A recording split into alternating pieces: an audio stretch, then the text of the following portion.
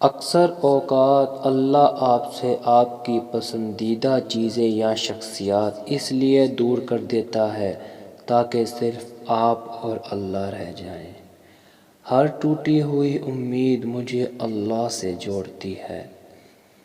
اگر تم غلط کو غلط نہیں کہہ سکتے تو تم غلامی کے اعلیٰ ترین درجے پر ہو، اور اگر تم غلط کو غلط نہیں سمجھ سکتے تو تم جہالت کے اعلیٰ ترین درجے پر ہو۔ جب اللہ تمہیں کنارے پر لا کر کھڑا کر دے تو اس پر کامل یقین رکھو، کیونکہ دو چیزیں ہو سکتی ہیں، یا تو وہ تمہیں تھام لے گا یا تمہیں اڑنا سکھا دے گا۔ کچھ لوگ ہمارے کبھی نہیں ہوتے، بس وقت کچھ پل کے لیے ان کو ہمارے پاس لے آتا ہے، نہ جانے کیوں۔ جب آپ کا دل درد سے بھر جائے اور آنکھوں میں بے تحاشا آنسو آ جائیں تو اس اللہ سے چپکے چپکے باتیں کر لیا کریں۔ وہ سب جانتا ہے لیکن آپ سے سننا چاہتا ہے۔ نصیب کیسا بھی ہو، نماز اور قرآن سے مدد لینا چاہیے۔ اللہ سے جو مانگو گے وہ ضرور ملتا ہے۔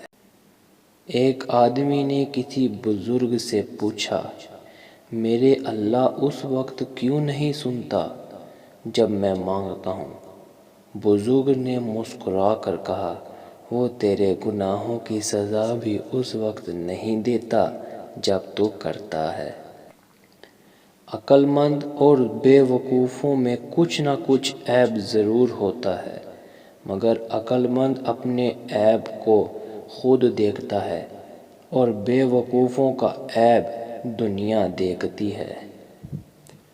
کچھ لوگ قسمت کی طرح ہوتے ہیں جو دعاؤں سے ملتے ہیں، اور کچھ لوگ دعا کی طرح ہوتے ہیں جو قسمت بدل دیتے ہیں۔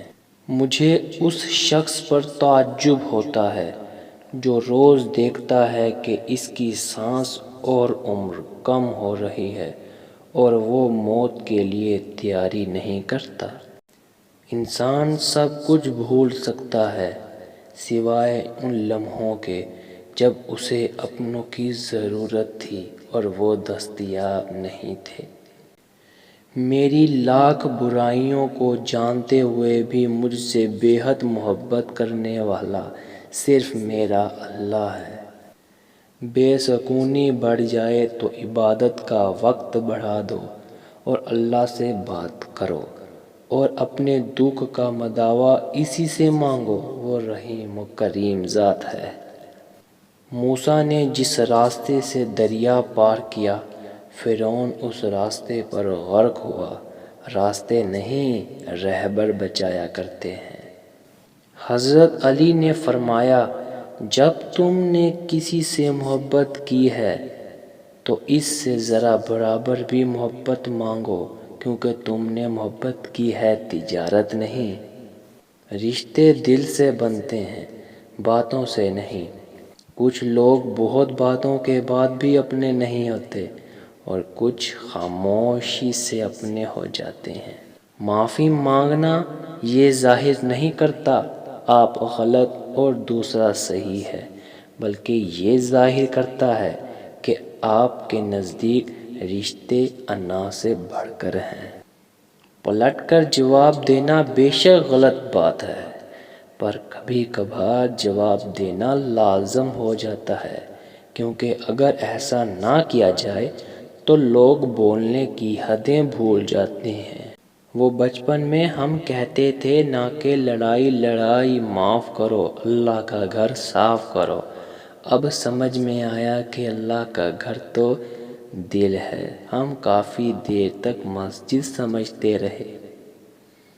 اگر کسی کو تکلیف دے کر بھی اچھے سے سو لیتے ہو تو اپنے ضمیر کا جنازہ پڑھ لو، کیونکہ وہ وفات پا چکا ہے۔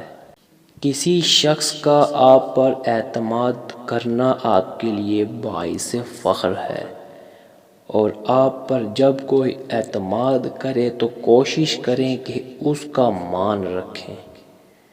معافی وہی دے سکتا ہے جو اندر سے مضبوط ہو۔ کھوکھلے انسان صرف بدلے کی آگ میں جلتے ہیں۔